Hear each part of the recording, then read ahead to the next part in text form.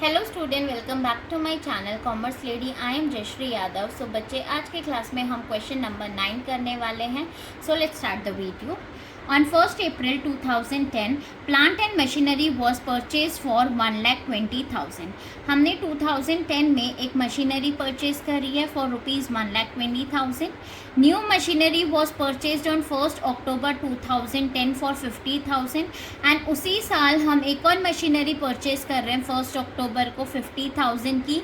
And 1st July 2011 में हम एक और मशीनरी परचेज कर रहे हैं 25,000 की। ठीक है, टोटल हम 3 मशीनरीज परचेज कर रहे हैं। अब आगे देखो। On 1st Jan 2013, a machinery of the original value of 20,000, which was included in the machinery purchased on 1st April 2010, was sold for 6,000। बेटा ध्यान से सुनना, इसमें क्या बोला है कि जो एक ओरिजिनल वैल्यू एक मशीनरी की कितनी है 20,000, और ये किस में इंक्लूडेड है, जो हमने फर्स्ट मशीनरी खरीदी थी। कब खरीदी थी हमने फर्स्ट मशीनरी? 2010 को। कितने की थी ये हमारी? 1,20,000। ठीक है, सो इसमें 20,000 की मशीनरी इंक्लूडेड है। ठीक है, अब इसमें इंक्लूडेड है। जब हम क्वेश्चन करेंगे तो हम क्या करके चलेंगे, हम इन्हें अलग अलग लेके चलेंगे। ठीक है, आप इंक्लूड करके नहीं चलोगे, आप एक्सक्लूड कर दोगे। इस 20,000 को इसमें से क्या कर देंगे, हम एक्सक्लूड कर देंगे, हटा देंगे, ताकि हमें कैलकुलेशन आसानी से हमारा जो क्वेश्चन है वो आसानी से सॉल्व हो जाए। ठीक है, कैलकुलेशन में फिर आपको आगे जाके बहुत ही दिक्कत होगी। अब आगे देखो, prepare a plant and machinery कितने ईयर्स का बनाना है हमें? 3 ईयर्स का। एंड जो डिप्रिसिएशन रेट गिवन है वो भी हमें कितना गिवन है? 10% पर एनम गिवन है। ठीक है, बहुत ही सिंपल मेथड से हम करने वाले हैं इसको।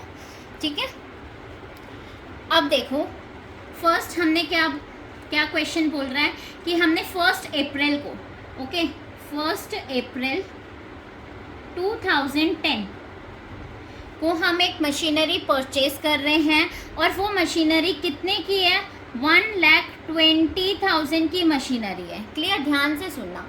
अब जब हम आगे से बेच रहे हैं इन 2013, तो वो बोल रहा है जो एक 20,000 की जो मशीनरी है ना, जिसको हमने कितने में बेचा है? 6,000 में हमने इसे सेल करी है। ठीक है, तो वो किस में इंक्लूडेड है? इस अमाउंट में इंक्लूडेड है। ठीक है, तो हम क्या करेंगे, इसे पहले ही अलग अलग लेके चल लेंगे, सेपरेट, ताकि हमें आगे कैलकुलेशन में कोई प्रॉब्लम ना आए। ठीक है, पहले ही आप इसे अलग कर लोगे तो आपको कैलकुलेशन आगे दिखानी नहीं पड़ेगी इतनी ज़्यादा। सिंपल, जैसे आप क्वेश्चन अभी तक सॉल्व कर रहे थे वैसे ही करना पड़ेगा। क्लियर? देखो, लिख लो यहाँ पे 2 बैंक अकाउंट हम अलग अलग लेके चल रहे हैं। सो M1 M2, पहले मशीनरी को M1 M2 नेम दे दो। अब M1 दे दो जो हम जिसे सेल करेंगे और जिसकी ओरिजिनल वैल्यू कितनी थी? 20,000। ठीक है, अब 1,20,000 में से 20 तो हमने हटा दिया, एक्सक्लूड कर दिया, तो कितना कॉस्ट बच गई? अब इसमें 1 लाख की बच गई हमारी। सो इसे हम यहाँ पे 1 लाख लिख लेंगे। क्लियर बच्चे? समझ में आया? ठीक है, मैंने सिर्फ इसमें से इस मशीनरी को हटा दिया, एक्सक्लूड कर दिया। क्लियर? अब ये टोटल हमारा कितना आ जाएगा? 1,20,000। क्लियर? यहाँ तक समझ में आया? ठीक है, अब देखो, इसी ईयर में हमें बोला है, हमने 1st अक्टूबर को एक और मशीनरी परचेज करी है। कितने की करी है? 50,000 की मशीनरी परचेज करी है। तो इसे भी हम यहाँ पे लिख देते हैं 1st October to bank account, and आप इसे नेम दे दो M3, ताकि आप कंफ्यूज ना हो। ठीक है, कितने की थी ये हमारी? 50,000 की हमने मशीनरी परचेज करी है। क्लियर? नाउ डेप्रिसिएशन लगाएंगे। सो डेप्रिसिएशन कहाँ पे? इस साइड हमारा होगा, ऑन द क्रेडिट साइड। सो यहाँ लिखेंगे हम 31 मार्च 2011। क्लियर? नाउ यहाँ पे हम लिख देंगे बाय डेप्रिसिएशन। अब देखो, डेप्रिसिएशन M1 पे 1st अप्रैल को खरीदी थी, तो ऑब्वियसली पूरे साल का लगेगा। ठीक है, 20,000 इंटू 10% आप कर दो। डेप्रिसिएशन कितना है? 10%। सो ये हमारा कितना आ जाएगा बच्चे यहाँ पे? 2,000। ऐसे ही M2 पे कैलकुलेट करेंगे। सो M2 कितना है हमारा 1 लाख की मशीनरी है। सो इस पे भी for the full year so 10% कितना आ जाएगा ये हमारा 10,000। क्लियर बच्चे यहाँ तक? ठीक है, फर्स्ट मशीनरी का क्लियर हुआ। अब देखो जो M3 मशीनरी है हमने कब परचेज करा है? अक्टूबर से हमें कितने तक डेप्रिसिएशन लगाना है? 31 मार्च तक। ठीक है, सो यहाँ पे हमारा क्या लग जाएगा? M3 पे कितना डेप्रिसिएशन चार्ज करेंगे? 50,000। रेट गिवन है 10%। क्लियर? N2 कितने मंथ्स का लगेगा? फॉर 6 मंथ्स का आपको कैलकुलेट करना है। ठीक है, आप कैलकुलेट कर लेना। अक्टूबर, नवंबर, दिसंबर, जैन, फेब, मार्च 6 मंथ्स होते हैं। सो 6 डिवाइडेड बाई 12 पूरे साल का आपको कैलकुलेट नहीं करना है। इज इट क्लियर बच्चे? ठीक है, सो 2,500। नाउ इसका टोटल हम यहाँ कर देंगे। सो 14,500। क्लियर यहाँ तक? ठीक है, अब बैलेंस कैलकुलेट करेंगे। सो बैलेंस आप यहाँ पे कैलकुलेट कर लो बाय बैलेंस CD। ठीक है, सिंपल सा क्वेश्चन है बच्चे, बस हमने इस मशीनरी को अलग अलग कर दिया ऊपर। 20,000 माइनस 2,000 कितना आ जाएगा ये हमारा? 18,000। 1 लाख माइनस 10,000 कितना आ जाएगा ये हमारा? 90,000। ठीक है, 50,000 माइनस 2,500 कितना आ जाएगा बैलेंस? 47,500। क्लियर बच्चे यहाँ तक? ठीक है, नाउ नेक्स्ट हमें क्या करना है? इसका आप टोटल कर दो तो ये यहाँ पे आ जाएगा 1,55,500। अब लास्ट में हम इसका टोटल कर देंगे दोनों साइड। सो ये आ जाएगा 1,70,000 एंड इस साइड भी 1,70,000। क्लियर? अब नेक्स्ट ईयर देख लेते हैं। नेक्स्ट ईयर का कैसे करेंगे हम? ये जो हमारा बैलेंस था ये अगर हम नेक्स्ट ईयर लेके आएंगे तो क्या बन जाएगा? ये हमारा BD बन जाएगा। सो यहाँ पे आप लिखोगे 1 अप्रैल 2011। ठीक है, टू बैलेंस BD। M1 कितना है? 18,000। M2 कितना है हमारा? 90,000 एंड M3 इज 47,500। क्लियर बच्चे यहाँ तक? ठीक है, टोटल आप यहाँ पे लिख दो इसका। अब देखो जो 2011 में हमने एक और मशीनरी परचेज करी है ऑन 1 जुलाई 2011। कितने की मशीनरी थी ये हमारी? 25,000 की। सो इसे भी हम यहाँ पे रिकॉर्ड कर देंगे फर्स्ट। ठीक है, सो 1 जुलाई 2011 को खरीदी है। सो टू बैंक अकाउंट एंड इसे क्या नेम दोगे आप? M4। सो कितने की थी ये हमारी? 25,000 की। नाउ डेप्रिसिएशन लगाएंगे। सो डेप्रिसिएशन हमारा कहाँ पे लगेगा? On the credit side. So फटाफट से डेप्रिसिएशन देख लेते हैं। 31 मार्च 2012 बाय डेप्रिसिएशन M1 पे देखो 20,000 पे 10% ओरिजिनल कॉस्ट बोला है। ठीक है, स्ट्रेट लाइन मेथड है तो ओरिजिनल वैल्यू पे ही लगेगा। कितना लग जाएगा डेप्रिसिएशन यहाँ पे हमारा? 2,000 पूरे साल का। M2 पे 1 लाख पे 10% 10,000। क्लियर बच्चे? M3 कॉस्ट कितनी थी हमारी मशीनरी की? 50,000। सो 50,000 पे 10% कैलकुलेट करेंगे, कितना आ जाएगा ये हमारा? 5,000। अब M4 का देखो, M4 पे हमारा कितने की कॉस्ट थी मशीनरी की? 25,000। कितना बोला है? 10% बोला है। पूरे साल का कैलकुलेट नहीं करना क्योंकि हमने कब परचेज करी है? 1 जुलाई को परचेज करी है। सो 1 जुलाई टू 31 मार्च कितने मंथ्स हो जाते हैं हमारे? 9 मंथ्स। सो आप यहाँ पे 9 मंथ्स का ही कैलकुलेट करोगे। समझ में आया? ठीक है, सो ये कितना आ जाएगा? 23,125। अब आप ये डेप्रिसिएशन कैलकुलेट कर लो।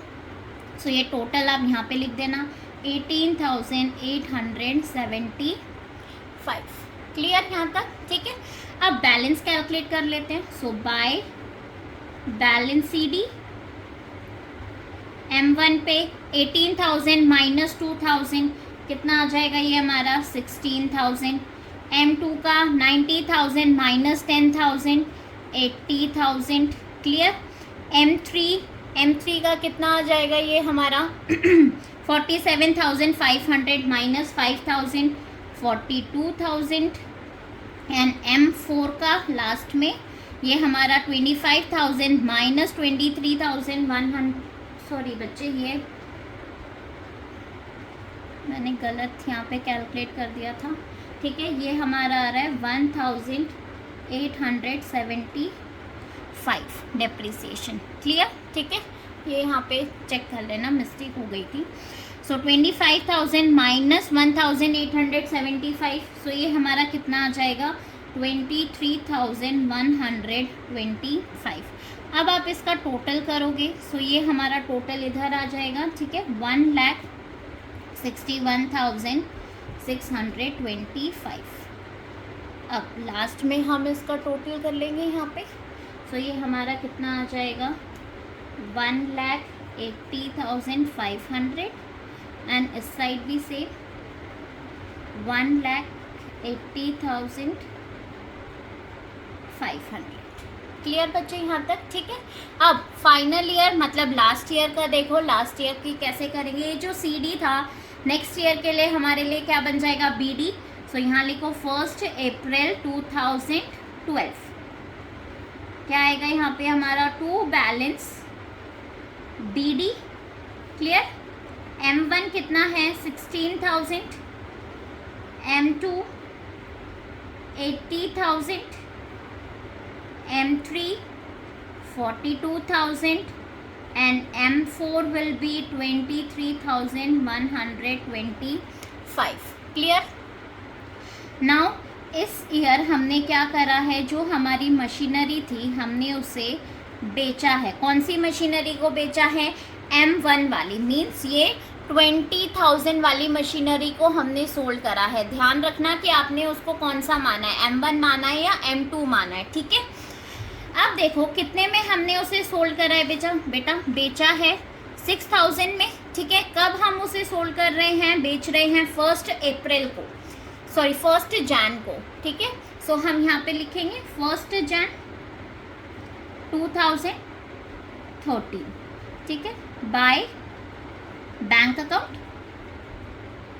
अब ब्रैकेट में लिख लेना सेल वैल्यू जो आपने सोल्ड करी है उसका, कितने में बेचा था आपने इसे 6,000। अब हम डेप्रिसिएशन लगाएंगे इस पे, भाई डेप्रिसिएशन तो कैलकुलेट करना पड़ेगा। सो कितना डेप्रिसिएशन हमारा चार्ज होगा इस पे। ठीक है, कॉस्ट कितनी थी 20,000 इंटू 10% इंटू कितने मंथ्स का आप डेप्रिसिएशन कैलकुलेट करोगे फ्रॉम 1 अप्रैल टू 1 जैन। सो ये हमारे कितने मंथ्स हो जाएंगे 9 मंथ्स। ठीक है, सो 9 डिवाइडेड बाई 12, सो डेप्रिसिएशन हमारा 1,500 आ जाएगा। क्लियर बच्चे यहाँ तक। ठीक है, अब नेक्स्ट देखो क्या कैलकुलेट करेंगे अब कि इस मशीनरी पे प्रॉफिट हो रहा है या लॉस हो रहा है। सो इस केस में हमें क्या हो रहा है, लॉस हो रहा है। सो बाय P&L ब्रैकेट में देखो कैसे कैलकुलेट करते हैं 16,000। ठीक है, माइनस 6,000 जो हमने बेचा है value, minus depreciation that is 1,500। Clear. So loss हमारा कितने का आ जाएगा 8,500। ओके बच्चे यहाँ तक। ठीक है, क्लियर, समझ में आया। अब फर्स्ट मशीनरी का हमने कर दिया, किस्सा खत्म हो गया फर्स्ट मशीनरी का। अब जो बाकी मशीनरीज हमारे पास है लेफ्ट आउट है, इन पे डेप्रिसिएशन चार्ज कर लेंगे। सो 31 मार्च 2013 bye depreciation account M2 80,000 sorry कितने की थी M2 हमारी 1 लाख पे पूरे ईयर का डेप्रिसिएशन चार्ज करोगे। सो कितना आ जाएगा ये हमारा डेप्रिसिएशन 10,000। क्लियर। M3 कितने की थी 50,000 पे full year depreciation will be 5,000। M4 25,000 पे आप 10% कैलकुलेट करोगे। सो कितना आ जाएगा ये हमारा 2,500। क्लियर यहाँ तक। ठीक है, अब इसका टोटल हम यहाँ पे कर लेंगे। सो ये कितना आ जाएगा हमारा 17,500। अब बैलेंस निकालेंगे। सो 31 मार्च बाय बैलेंस CD। सो कितना बैलेंस आ जाएगा देखो, M1 16,000 M1 तो ख़त्म हो गई है हमारी, ठीक है, इसे हमने सोल्ड कर दिया, बेच दिया। सो 80 माइनस 10,000 कितना आ जाएगा बच्चे, ये हमारा 70,000। M3 42,000 माइनस 5,000, सो ये हमारा कितना आ जाएगा 37,500। क्लियर। M4 23,125 में से आप 2,500 माइनस करोगे, सो ये कितना आ जाएगा हमारा 20,625। अब आप इसका लास्ट में टोटल कर लोगे। सो टोटल हमारा यहाँ पे आ जाएगा 128,175, ठीक है। लास्ट में इसका टोटल हम 1,61,625। इस साइड भी आप टोटल कर लोगे, सेम आएगा। क्लियर, ठीक है बच्चे। आई होप आपको ये क्वेश्चन समझ में आया होगा। सो प्लीज़ मेरे वीडियो को लाइक, शेयर एंड कमेंट ज़रूर करना और मेरे चैनल को सब्सक्राइब। Thank you.